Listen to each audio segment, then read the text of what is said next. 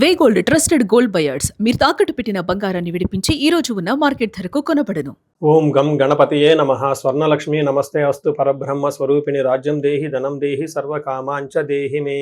ప్రతి ఒక్కళ్ళకి స్వర్ణలక్ష్మి అమ్మవారు బ్రహ్మ జ్ఞానాన్ని ఇవ్వాలని, తద్వారా ప్రతి ఒక్కళ్ళు ప్రతి నిమిషము చక్కగా నవ్వుతూ హ్యాపీగా ఉత్సాహంగా ఉండాలని, అలానే కొన్ని సందర్భంలో మనకు నచ్చినవి వస్తాయి, కొన్నిసార్లు కొంచెం లేటుగా రావచ్చు. అలానే మనకు నచ్చిన వాళ్ళు కొన్నిసార్లు మన దగ్గర ఉండవచ్చు, కొన్నిసార్లు దూరంగా ఉండవచ్చు. ప్రతి సందర్భంలో కూడాను ప్రతి ఒక్కళ్ళు చక్కగా నవ్వుతూ హ్యాపీగా ఉండాలని, ఉత్సాహంగా ఉండాలని, అలానే మనస్తత్వం మనకి అమ్మవారు ఇవ్వాలని చెప్పేసి మనం కోరుకుందాం. అంతేకాకుండా అమ్మవారు మనకి ధనాన్ని ఇవ్వాలి, ఐశ్వర్యాన్ని ఇవ్వాలి, సర్వకామాంచ సిద్ధి, అనుకున్న ప్రతి కొరకు కూడా నెరవేరాలి. అట్లాంటి యొక్క అమ్మవారి యొక్క కృపా కటాక్షం మన మీద ఉండాలి. మనం ఎంతో ఉన్నతంగా ఎదగాలని చెప్పేసి మనం కోరుకుందాం. అంతేకాకుండా రాజ్యం దేహి, ప్రతి ఒక్కళ్ళకి ఒక అధికారము, పవరు, స్టేటస్, ఒక దర్జా, దర్పం, ఇవన్నీ కూడా ప్రతి ఒక్కళ్ళకి అమ్మవారికి మన అందరికి ఇవ్వాలని చెప్పేసి మనం కోరుకుంటూ, మనము మే మంత్ యొక్క రాశి ఫలాలు చెప్పుకుంటున్నాం. మే మంత్ రాశి ఫలాలు ఈ మంత్ లో చాలా విశేషాలతో కూడుకొని ఉంది. ముందుగా ఒక 2 నిమిషాలు వాటి గురించి చర్చించుకొని తర్వాత 12 రాశుల గురించి మనం మాట్లాడుకుందాం. ఈ మాసం మనకి వెరీ ఇంట్రెస్టింగ్ గా పౌర్ణమితో స్టార్ట్ అయ్యి, ఈ మాసం అంతా అంటే మే మంత్ అంతా పౌర్ణమితో స్టార్ట్ అయ్యి పౌర్ణమితో ఎండ్ అయిపోతుంది. మనం చూసుకుంటే ఇందులో వైశాఖ మాస పౌర్ణమితో స్టార్ట్ అయ్యి జ్యేష్ఠ మాస పౌర్ణమికి మనకి మే మంత్ అంతా ఎండ్ అయిపోతుందని గమనించుకోవాలి. ఇందులో 3 ముఖ్యమైన విశేషాలు ఉన్నాయండి. ఒకటి, ఈ మంత్ మనకి బిగినింగ్ లోనే బుద్ధ పూర్ణిమతో స్టార్ట్ అయిపోతుంది. దీన్ని గురు పూర్ణిమ అంటారు, బుద్ధ పూర్ణిమ అని అంటారు, వైశాఖ మాస పూర్ణిమ అంటారు. చాలా చాలా విశిష్టత కలిగిన పూర్ణిమ. పర్టికులర్గా గురువుకు సంబంధించి, చంద్రుడికి సంబంధించి ఎవరైనా కనుక దోషాలు ఉంటే ఆ రోజున మెడిటేషన్, ధ్యానం చేస్తే చాలా బాగుంటుంది. కొన్ని వైష్ణవ టెంపుల్లో విష్ణుమూర్తికి కళ్యాణ మహోత్సవం కూడా జరుపుతూ ఉంటారు. చాలా చోట్ల జాతరలన్నీ జరుపుతూ ఉంటారు. ఒక వెరీ ఇంట్రెస్టింగ్, చక్కగా బాగా ఎంజాయ్ చేయవలసిన పౌర్ణమి వైశాఖ మాస పౌర్ణమి. తర్వాత మనకి 12 తారీఖు హనుమత్ జయంతి ఉంది. ఇది చాలా చాలా ముఖ్యం. పర్టికులర్గా ఏలినాటి శని ఎవరికైతే ఉంటుందో, తర్వాత కుజ దశ, కుజుడు అనుకూలంగా ఎవరికైతే ఉన్నారో వీళ్ళు ఈ హనుమత్ జయంతిని చక్కగా జరుపుకోవాలని నేను కోరుకుంటున్నాను. ఆస్ట్రాలజికల్గా అంటే జ్యోతిష శాస్త్రం ప్రకారం ఒక ముఖ్యమైన విషయం ఉందని అందరికీ బాగా తెలిసింది, కర్తరి అంటారు. అంటే సూర్యుడు కృతికా నక్షత్రంలో ప్రవేశించిన తర్వాత సూర్యుడి యొక్క తీవ్రత చాలా అధికంగా ఉంటుంది కాబట్టి ఈ 13 రోజులు 15 రోజులు కర్తరే అంటారు. ఈ రోజుల్లో ఎక్కువగా మంచి మంచి పనులు చేయకుండా నిషిద్ధం అని చెప్తూ ఉంటారు. 11వ తారీఖున కర్తెర స్టార్ట్ అవుతుంది, 28వ తారీఖు కర్తెర ఎండ్ అయిపోతుంది అనమాట. ఈ ఉన్న మధ్యలో 15-16 రోజులు మనం చూసుకుంటే కర్తరే అంటారు. ఈ కర్తెరలో జనరల్గా బావులు తవ్వటాలు, తర్వాత వ్యవసాయానికి సంబంధించిన పనులు స్టార్ట్ చేయటాలు, వివాహాలకు సంబంధించి లేదా కొంచెం గృహప్రవేశాలు లాంటివి చేయకుండా ఉంటే మంచిది. అయితే ఈ కర్తెర ఆధ్యాత్మికానికి సంబంధించిన పనులు చేయడానికి చాలా చాలా యోగ్యతనిస్తూ ఉంటుంది. హోమాలు చేసుకోవచ్చు, విద్యారంభం చేసుకోవచ్చు, చాలా మంచి మంచి పనులు, ఆధ్యాత్మిక సంబంధించిన ఎలాంటి పనులైనా చక్కగా చేసుకోవచ్చు. అలానే ఇంటికి సంబంధించిన పనులు, పాత ఇంటికి సంబంధించిన పనులు అవన్నీ చక్కగా చేసుకోవచ్చు. ఆల్రెడీ అంతకుముందు వివాహానికి సంబంధించిన పనులు చేస్తుంటే ఈ టైంలో కూడా కంటిన్యూ చేసుకోవచ్చు. అయితే కొత్తగా మాత్రం కొన్ని విషయాలు మాత్రం చేయకూడదని చెప్తుంటారు. సో ఇందులో ఇంతే కాకుండా జ్యోతిష శాస్త్రం ప్రకారం 4 గ్రహాలు ఈ మాసంలో కూడా మారుతూ ఉన్నాయి. ఇది కూడా ఒక ముఖ్యమైన విషయం. మనం ఇక ముందు వీడియోలో ఈ 4 గ్రహాల యొక్క ఇంపాక్ట్ ప్రతి రాశికి ఎలా ఉందో మనం తెలుసుకుందాం. మనం మిథున రాశి చూస్తే ఇందులో ఉన్న నక్షత్రాలు మృగశిర 3-4 పాదాలు, ఆరుద్ర 1-2-3-4 పాదాలు, పునర్వసు 1-2-3 పాదాలు అంతా మిథున రాశిలో ఉంటారు. పేరు బలం బట్టి చూస్తే ఇందులో కా, కీ, కు, ఖం, జ్ఞ, చ, కే, కో, హ అన్న లెటర్స్ అంతా కూడా మిథున రాశిలో ఉంటారు. మనం ముందుగా చెప్పుకున్న విధంగా 4 గ్రహాలు మారుతూ ఉన్నాయి. అందులో ఫస్ట్ మారేది కుజుడు 11వ తారీఖున, 14వ తారీఖు వచ్చేటప్పుడు శుక్రుడు, 15వ తారీఖున 2 గ్రహాలు ఒకేసారి మారుతూ ఉన్నాయి. అవి కూడా సూర్యుడు ప్లస్ బుధుడు అని మనం చెప్పుకోవచ్చు. ఈ యొక్క గ్రహాల మార్పు వల్ల మనకి లఘు గోచారము లేదా సూక్ష్మ గోచారం అన్న కాన్సెప్ట్ లో మహర్షులు మన గ్రంథాలు ఏం చెప్పారో ముందుగా తెలుసుకొని ఆ తర్వాత ఒక్కొక్క గ్రహాన్ని గురించి వివరించుకుంటూ వద్దాం. ఇందులో సూర్యుడు మీరు చూస్తే 12వ హౌస్ లో 15 రోజులు ఉండి, తర్వాత 11వ హౌస్ లో 15 రోజులు, తర్వాత 12వ హౌస్ లో మారటంతో మిక్స్డ్గా ఉంటారు. కానీ చాలా బాగుంటుంది సూర్యుడు. అంటే కొంచెం లైట్గా ఇబ్బంది పెట్టే విధంగా ఉన్నా కానీ ఓవరాల్గా బాగుంటుంది అని గమనించుకోవాలి. ఏ ప్రకారంగా అంటే విత్త లాభం ఫస్ట్ 15 రోజులు సూర్యుడు బాగా సపోర్ట్ ఇచ్చి ధనం సంపాదించుకోగలుగుతారు. తర్వాత ధనచ్ఛేద అంటే విపరీతంగా ధనం ఖర్చు అయిపోయే అవకాశం ఎక్కువ ఉంటుంది అని గమనించాలి. తర్వాత కుజుడు 11వ స్థానంలో ఉండటం తోటి రియల్ ఎస్టేట్లో ఉన్న వాళ్ళకి కానివ్వండి, బంగారం కొనుక్కోవాలనుకున్నా కానివ్వండి, తర్వాత అన్నదమ్ముల వల్ల కానివ్వండి, తర్వాత ధైర్య సాహసాల వల్ల, రిస్క్ టేకింగ్ ఎబిలిటీస్ వల్ల చక్కగా కలిసి వచ్చే అవకాశం ఉంటుంది. ఇది ఒక మంచి పొజిషన్ అని చెప్పుకోవచ్చు. ఇలా సూర్యుడు, కుజుడు ఇద్దరు చక్కగా కలిసి రావటం ఇంకా బాగుంటుంది. అఖిల విషయ భోగం, అన్ని విషయాల్లో భోగప్రదంగా ఉంటుంది. ఇది శుక్రుడి వల్ల అని గమనించాలి. తర్వాత బుధుని వల్ల అవమానాలు జరిగే అవకాశం ఉన్నప్పటికీ కానీ మీరు చాలా తెలివితేటలుగా చాకచక్యంగా వాళ్ళకి మళ్ళా రివర్స్ టెండర్ పెట్టేసి వాళ్ళని కింద డౌన్ కూర్చోబెట్టేస్తారు. సో ఏ ప్రకారంగా చూసినా ఈ మే మంత్లో మిథున రాశి వాళ్ళకి బాగుందని గమనించాలి. మనం ఇప్పుడు ఒక్కొక్క గ్రహం ఎలాంటి రిజల్ట్ ఇస్తుందో చూద్దాం. అందులో ఫస్ట్ మనం సూర్యుడు 12వ స్థానంలో ఉండటంతో మన మహర్షుల సంస్కృతిలో ఏం చెప్తారంటే స్వస్థాన నాశనం చైవ బంధురోగ ధనవేహ ప్రాణ పర్యంతమాపత్తిం అవమానం వ్యయే రవి అంటారు. అంటే 12వ స్థానంలో రవి ఉంటే ఏమవుతుందంటే స్వస్థాన నాశనం చేయవ. ఇది కొంచెం జాగ్రత్తగా ఉండాలి. మీ జాబులో అది కూడాను 15th నుంచి 25th వరకు ఇబ్బందులు వస్తాయి గమనించండి. కొంతమందికి జాబ్ పోయే అవకాశం కూడా ఉంటుంది. అయితే మీకు జాబ్ పోయేంత అయితే అవకాశం ఉండదు కానీ బాగా ప్రెషర్ ఉంటుందని గమనించుకోవాలి. మీ పీర్ ప్రెషర్ అంటే చూడండి, వాళ్ళ నుంచి మేనేజ్మెంట్ ప్రెషర్ నుంచి వస్తుంది. కొంచెం ప్లాన్డ్గా ఉండాల్సిన టైం అని గమనించుకోండి. మీకు రహస్యం చెప్తాను కాబట్టి. తర్వాత బంధురోగ ధన వ్యయం, అంటే ఈ టైంలో బంధువుల వల్ల కానివ్వండి, రోగాల వల్ల కానీ వ్యయం ఖర్చు అవుతూ ఉంటుంది. ప్రాణ పర్యంతం ఆపత్యం అవమానం, ఒక సంఘటన జరుగుతుంది తద్వారా అయ్యో ప్రాణాలు పోయేంత పని అవ్వచ్చు, లేదా అవమానం విపరీతంగా జరగవచ్చు. పర్టికులర్గా ఇది కూడా అధికారం related, boss related, office related అని గమనించుకోండి.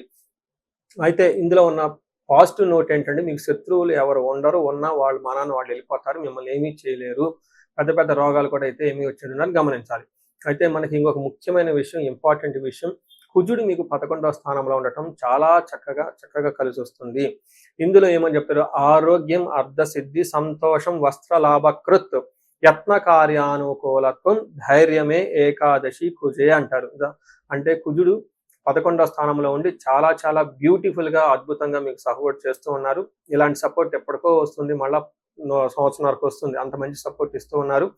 ఇందులో ఏం చేస్తారు, ఆరోగ్యం బాగుంటుంది, ధనలాభం బాగుంటుంది, సంతోషం బాగుంటుంది, షాపింగ్ చేసి మంచి బట్టలు కొనుక్కుంటారు. యత్న కార్యానుకూలత్వం, మీకు ముందు కొంచెం జాబ్లో ప్రాబ్లంగా ఉంది అని చెప్పుకున్నాను కాబట్టి అయితే కుజుని వల్ల కొంచెం క్లవర్గా ఉండేసి మంచి ఎఫర్ట్ పెడితే అనుకున్న పనులు సాధించుకునే అవకాశం కూడా ఎక్కువ ఉంటుంది. ఓవరాల్గా మనీ బాగుంటుంది, విజయవంతంగా ఉంటుందని గమనించుకోవాలి. ఇంకొక విషయంలో జాగ్రత్తగా ఉండాలి, డిస్ట్రక్షన్ ఆఫ్ ఫైనాన్స్ కూడా చూపిస్తుంది. అనుకోని విధంగా మీరు కూడబెట్టిన ధనం పోయే అవకాశము, నగలు పోగొట్టుకునే అవకాశం ఉంటుంది. ఇప్పుడు పెళ్ళిళ్ళ సీజన్ కాబట్టి అటు ఇటు ట్రావెల్ చేస్తూ ఉంటారు కాబట్టి 1కి 2 సార్లు మీ నగలు లేదంటే కష్టపడి సంపాదించుకున్న ధనాన్ని చాలా జాగ్రత్తగా పెట్టుకోండి. పోగొట్టుకోవటం చాలా ఈజీ. మీకు తెలుసు, కష్టపడాలంటే కొన్ని నెలలు కష్టపడితే కొద్దిగా గొప్ప కూడబెట్టుకొని మనం సంపాదించుకోగలుగుతాము. అయితే ఇలా సంపాదించుకున్న దాన్ని జాగ్రత్తగా పెట్టుకోవడానికి ఇంకా ఎక్కువ కష్టపడాలి, పోగొట్టుకునే అవకాశం ఎక్కువ ఉంటుంది కాబట్టి జాగ్రత్తగా ఉండండి. శుక్రుడు మీకు ఫస్ట్ హౌస్లో ఉండటం అగైన్ ఇక్కడ చాలా మంచి చేస్తూ ఉన్నారు. ఇందులో అర్ధలాభాచ స్త్రీ సౌఖ్యం పరస్త్రీ సంగమం తద యత్న కార్య లాభస్యాత్ జన్మగే భృగునందని అని చెప్తారు. అంటే దీంట్లో ఏమవుతుంది, ధనలాభం వస్తుంది, మనస్సౌఖ్యంగా ఉంటుంది, పరస్త్రీలతో లేదా పరపురుషుల నుంచి సపోర్ట్ బాగా వస్తుంది. అంతేకాకుండా చేసిన పనుల వల్ల ధనలాభం వస్తుందని గమనించుకోవాలి. అంటే ఒక మంచి భార్యాభర్తల మధ్య కానివ్వండి, స్త్రీ పురుషుల మధ్య కానివ్వండి, పెద్దవాళ్ళు చిన్న వాళ్ళ మధ్య ఒక పరస్పర అవగాహనతోటి చక్కగా ముందుకి అందరితో కలుపుకొని వెళ్ళిపోయే టైం ఉందని మీరు గమనించాలి. తర్వాత మీకు ఇందులో ఉన్న నక్షత్రాలు అంగగోచారం, సూక్ష్మ గోచారం అన్న ఒక కాన్సెప్ట్ మన మహర్షులు ఇచ్చారంటే it's a very beautiful concept.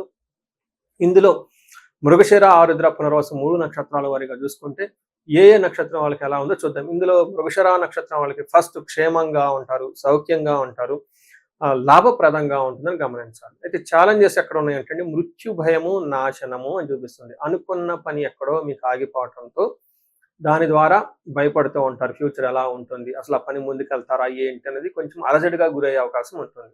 అలానే ఆరుద్ర నక్షత్రం వాళ్ళకి క్షేమంగా ఉంటారు, లాభప్రదంగా ఉంటారు, సౌఖ్యంగా ఉంటారు, ఫారిన్ వెళ్ళే అవకాశం ఎక్కువగా ఉంటుంది, ఫారిన్ రిలేటెడ్లో ఉన్న వాళ్ళకి చాలా చక్కగా ఉంటుంది. అంతేకాకుండా మృష్టాన్యము, మృత్యు భయము చూపిస్తూ ఉంటుంది. వీళ్ళు మంచి ఫుడ్ తింటూ ఉంటారు. మృత్యు భయము, కొంచెం భయపడుతూ ఉండే అవకాశం ఎక్కువ ఉంటుందని గమనించాలి. అలానే పునర్వసు నక్షత్రం వాళ్ళకి పరవాసం ఉంటుంది, సౌఖ్యం ఉంటారు, క్షేమంగా ఉంటారు, లాభప్రదంగా ఉంటుంది. అయితే వీళ్ళకి దేహ పీడనము, నాశనము చూపిస్తుంటుంది. అయితే శారీరకంగా అలసట ఉండటంతో పాటు ఇంకొకటి ముఖ్యంగా గమనించుకోవాల్సింది శుక్రుని వల్ల అంటే జెంట్స్ అయితే లేడీస్ అయితే జెంట్స్ ద్వారా మీరు తలపెట్టిన పని ఆటంకాలు కలిగించి ఇబ్బంది పడే అవకాశం ఉంటుందని గమనించుకోవాలి. సో ఎక్కువగా ఆరుద్ర పునర్వసు నక్షత్రం వాళ్ళు కొంచెం హార్డ్ వర్క్ చేయాల్సిన అవసరం ఉంటుంది. కొంచెం అంటే లేట్‌గా పనులు అవటంతో ఎక్కువగా శ్రమ ఎక్కువగా పెట్టవలసి ఉంటుందని గమనించాలి. తర్వాత ఆరుద్ర నక్షత్రం వాళ్ళు కొంచెం మానసికంగా ఆందోళన ఎక్కువగా ఉంటుంది కాబట్టి దుర్గాదేవి ధ్యానం చేస్తే చాలా బాగుంటుంది. ఈ రాశి వాళ్ళకి అంతా బాగుంది కాబట్టి ఒక్క సూర్యుడు మాత్రం ఇబ్బంది పెట్టే విధంగా ఉండటంతో సూర్య అష్టకం చదవటం, సూర్యుడికి ఆర్ఘ్యం ఇవ్వటము, మీకు గోధుమలు ఒక ఆవుకి తినిపించడము లేదంటే దానం చేయటం ద్వారా మీకు చాలా బాగా కలిసి వచ్చే అవకాశం ఉంటుందని సూర్య నమస్కారాలు చేయండి. సో మీ రాశి వాళ్ళకి దాదాపు ఒక 75-80% బాగుంది కాబట్టి మంచి రాశి బాగుంది. ఎవరికైనా ఇంకా ఏదైనా కనుక ప్రాబ్లం ఉంటే ఈ రాశి వారికి ముఖ్యంగా ఎవరైతే ఏజ్ 35-45 మధ్యలో ఉన్నారో వాళ్ళకి ఒక రీసెర్చ్ గ్రూప్ లాగా స్టడీ చేస్తున్నాను నేను.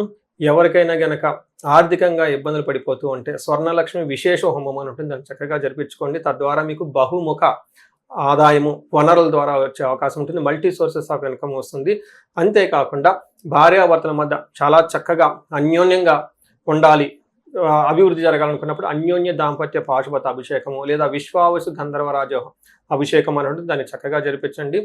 అంతేకాకుండా చాలాసార్లు మేము చండీ హోమాలు ఎక్కువ జరిపిస్తూ ఉన్నాము. లాస్ట్ మంత్ చూసుకుంటే చాలా చండీ హోమాలు చేస్తాము. ప్రతి ఒక్కళ్ళకు కూడా శత్రు బాధలు ఉన్నా లేదంటే కోర్టు వ్యవహారాల్లో సరైన అట్టిడు కాకుండా మధ్యలో ఆగిపోతున్నా, మీరు ఆఫీసుల్లో ఒక మంచి మేనేజర్ లెవెల్ పొజిషన్లో ఉండి సీనియర్ పొజిషన్లో ఉన్న మీ మీద ప్రమోషన్ రాకుండా అడ్డుపడుతున్నా, వేరే వాళ్ళు మీకు కావాలని ఇబ్బంది పెడుతున్నా కానీ ఇలాంటి వాళ్ళు చండీ హోమం చేయించుకున్నా, అలానే రాహు దశ ఎవరికైతే నడుస్తుందో వాళ్ళంతా రాహు అంతర్దశలో వాళ్ళు ఉన్నారో చండీ హోమం చేయించుకుంటే చాలా బాగుంటుంది. అంతేకాకుండా ఇది పిల్లలకి అకాడమిక్ టైం కాబట్టి మనకి విద్య బాగా రావటానికి మనకి 3 రకాల దేవతలను ఉపాసన చేస్తూ ఉంటారు జనరల్గా. హయగ్రీవ స్వామి, మేధా దక్షిణామూర్తి, నీలా సరస్వతి. మీ యొక్క ఇండివిజువల్ యొక్క జాతకం చూపించుకొని ఒక్కసారి ఆ యొక్క మీ యొక్క జాతకానికి అనుగుణంగా ఏ దేవతలకు సంబంధించిన ఉపాసన చేస్తే బాగుంటుంది, ఆరాధిస్తే బాగుంటుందో తెలుసుకొని తద్వారా ఆ యొక్క దేవతలకు పర్టికులర్ మేధా దక్షిణామూర్తికి మూలమంత్ర జపము, హోమము, దానాలు ఇవన్నీ చేసుకుంటూ ఉంటే అకాడమిక్స్లో పెర్ఫార్మెన్స్ వచ్చే అవకాశం ఎక్కువ ఉంటుంది. ఇవి కాకుండా మీకు ఎలాంటి సమస్య ఉన్న, కాలసర్ప దోషం ఉన్న, పర్టికులర్గా వివాహానికి ఇది మ్యారేజెస్ టైం కాబట్టి మీకు 28 సంవత్సరాలు 27 వచ్చి ఇంకా వివాహం పోవట్లేదంటే ఖచ్చితంగా ఏదో ఒక దోషం ఉంటుంది. అవన్నీ చూపించుకొని పరిహారాలు చేయించుకుంటే తీవ్రతను బట్టి చక్కగా పెళ్ళే అవకాశం ఎక్కువ ఉంటుంది. ఇవి కాకుండా మీ లైఫ్ అప్పటిదాకా 35 ఇయర్స్ వరకు చాలా బాగుంది, మాకు 35-45 మధ్యలో ఉండి అనుకోని విధంగా మేము మధ్యలో కెరీర్లో ఆగిపోయాము, స్టాగ్నేషన్ పీరియడ్ వచ్చింది, కన్ఫ్యూజన్ వచ్చింది, ఎటెల్లలో అర్థం కావట్లేదు అనుకున్న వాళ్ళు ఒక్కసారి జాతక చక్రం చూపించుకొని ఎందుకు ఇది వచ్చింది, దానికి ఏమన్నా శాపాలు ఉన్నాయా లేదంటే ఏమన్నా గ్రహ దోషాలు ఉన్నాయో తెలుసుకొని ఆ శాపాలు ఆ గ్రహ దోషాలు తీసేసుకుంటే లైఫ్ 10 ఖచ్చితంగా ముందుకెళ్తూ ఉంది.